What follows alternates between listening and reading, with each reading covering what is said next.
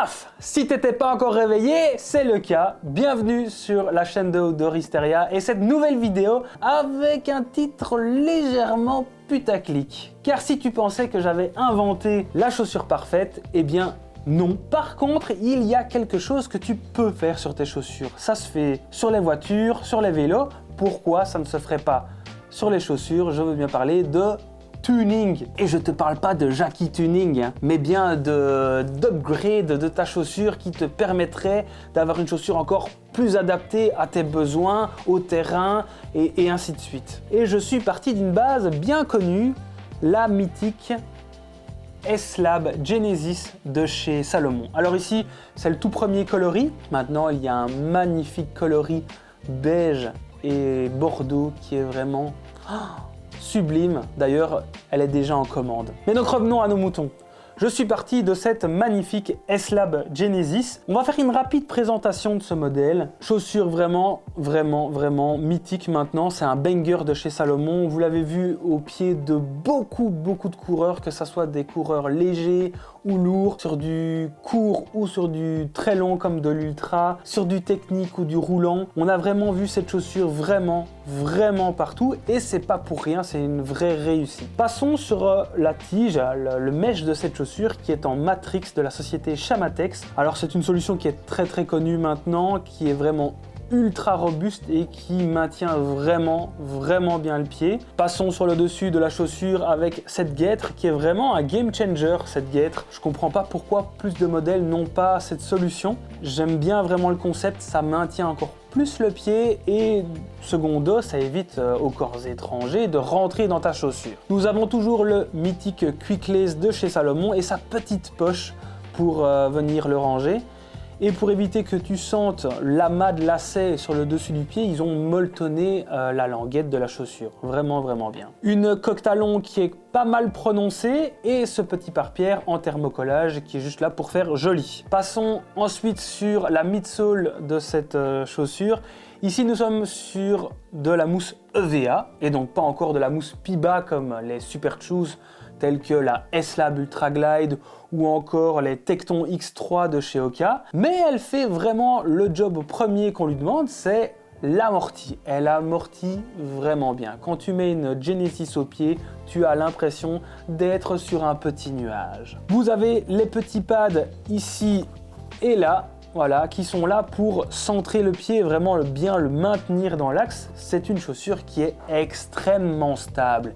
Et ce n'est pas pour rien que vous la voyez sur bon nombre de courses comme la Pika Pika, l'échappée belle, les courses en Corse comme le Restonica Trail ou encore la TDS. C'est une chaussure qui tire vraiment son épingle du jeu sur des terrains ultra techniques. Mais il y a quelques points que vous pouvez améliorer. C'est pour ça que je vous dis que j'ai, entre guillemets, créé la chaussure parfaite. La première chose que vous pouviez changer, c'est l'accroche de la chaussure. Alors, la technologie Contagrip chez Salomon n'est pas des plus mauvaises, mais ce n'est pas non plus la meilleure. D'ailleurs, quand on vous parle d'accroche, la première chose qui vous vient à l'esprit, c'est Vibram. Et donc, j'ai fait ressemeler cette chaussure avec du Vibram Mega Grip Light Base. Quels sont les points que vient améliorer cette Vibram Light Base Mega Grip? Premièrement, l'accroche.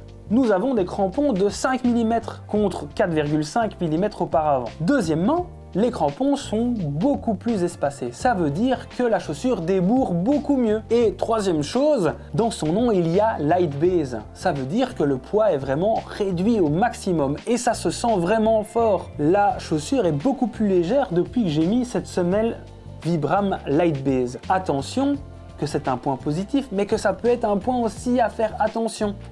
L'épaisseur de semelle étant vraiment plus minime avec cette Vibram, vous ressentirez un petit peu plus les aspérités qu'avec la Contagrip qui était un petit peu plus épais. Moi personnellement, ça ne me pose vraiment aucun problème parce qu'avant je courais sur Altra et donc j'aime bien sentir les aspérités du sol. Mais ça peut en gêner quelques-uns. La deuxième chose que vous pouvez améliorer, et ici ça aurait pas été hyper nécessaire mais franchement pour le job je l'ai fait, c'est améliorer la stabilité de votre chaussure.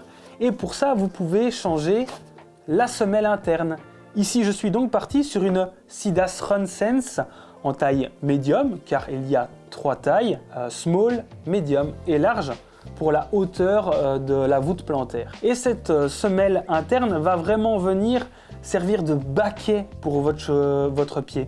Votre pied va vraiment être super bien calé. On le voit, hein, la forme, votre pied vient vraiment se caler dedans et il ne bouge vraiment plus. Donc c'est vraiment un siège baquet pour votre pied. Et ça, c'est dû au renfort en plastique que vous avez ici. Alors personnellement, moi, ça ne me gêne pas. Je ne sais pas si ça peut en gêner quelques-uns. C'est pour ça qu'il y a 3 tailles de voûte plantaire. Et si vous n'avez pas assez d'amorti sur votre chaussure, il y a un petit pad en gel sur la base du talon. Donc ça, franchement, c'est vraiment super bien pour la stabilité. En plus de la stabilité légendaire de la S-Lab Genesis, là, nous avons vraiment une chaussure qui est prête à faire du supra technique. Il y aurait eu plusieurs choses en plus que j'aurais pu améliorer sur cette chaussure. Premièrement, c'est le lacet. Je sais que le Quick Lace, beaucoup aiment bien, mais beaucoup n'aiment pas non plus. C'est bien parce que c'est très rapide et ça lace uniformément le pied, mais celui qui a le pied fort, ou le coup de pied fort, ou le pied très large à l'avant, il a besoin de pouvoir gérer son lacet différemment en fonction des zones. Et pour ça, je te ramène à ma vidéo, ici au-dessus, sur les différentes techniques de laçage. Et pour cela, tu as besoin d'un lacet tout ce qu'il y a de plus normal, donc 2 lacets à faire un nœud. Et là, tu vas pouvoir gérer la tension sur les différentes parties du pied. Dernière chose que j'aurais améliorée sur la chaussure, j'aurais peut-être percé 2 petits trous ici sur l'avant et j'aurais consolidé les bords de ces petits trous avec de la colle SimGrip. Pourquoi j'aurais fait ça? C'est pour améliorer l'évacuation de l'eau sur cette chaussure. Et c'est pas pour rien que si tu vas voir sur la version Courtney Dauwalter de cette chaussure, il y a des petits trous ici et là. Mais filons sur le terrain, voir comment se comporte cette chaussure. Comme convenu, je vous reprends dehors pour le test en live de cette Genesis Tuning. Bon, à savoir que j'ai déjà couru quasi 150 bornes avec. Et là, nous sommes en hiver et il fait très gras. Et avoir ces chaussures ressemblées avec ces Vibram Mega Grip, c'est franchement un game changer, comme je vous disais. Ça aide énormément, ça ne bouge pas d'un pouce malgré qu'il fasse vraiment très boueux, très gras. Le fait d'avoir ressemmelé cette chaussure ne change en rien à la stabilité de la chaussure. Elle est toujours hyper stable, c'est un vrai bonheur, surtout dans les chemins très techniques. Et oui, on sent un petit peu plus le sol. Effectivement, je ne sais pas comment ça se fait parce que la chaussure n'est pas plus amincie pour autant. Je pense surtout que la semelle Contagrip, comme je vous le disais, est un petit peu plus épaisse que la Vibram et donc protège un tout petit peu moins la plante du pied. Mais c'est pas très dérangeant, franchement.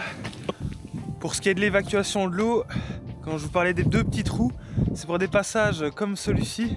Vous voyez, moi je peux passer sur le côté, mais quelqu'un qui passerait là, il se retrouve avec la pompe plein de jus pendant toute sa sortie.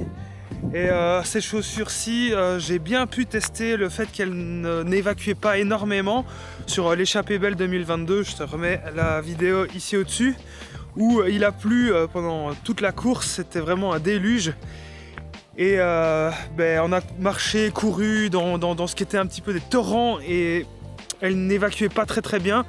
Ce qui a fait que j'ai dû abandonner à cause de pieds qui étaient complètement détrempés. Non. Si on devait rapidement parler de la semelle interne, ça maintient vraiment bien le pied.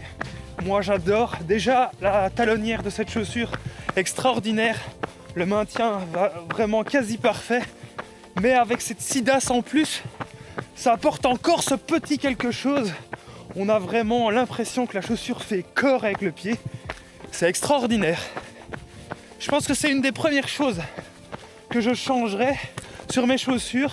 C'est pas pour rien que ma semelle Sidas en fait voyage de chaussure en chaussure. Donc tu l'auras compris, les changements que j'ai faits sur cette chaussure ne sont pas là pour faire joli.